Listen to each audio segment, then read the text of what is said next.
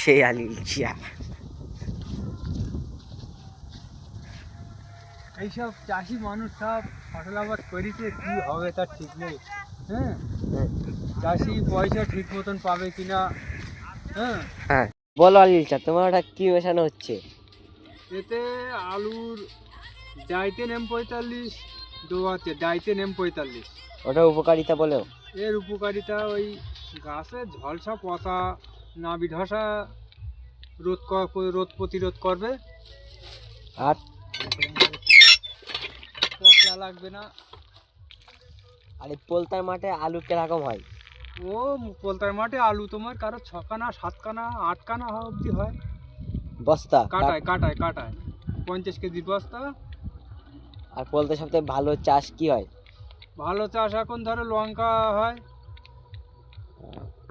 ঠিক আছে, এবার আলু কিরকম হচ্ছে গাছ? আলু তো এবার তো গাছ ভালো, এখন লাস্ট অবধি কিরকম হয় এখন সে ওয়েদারের উপর নির্ভর করবে।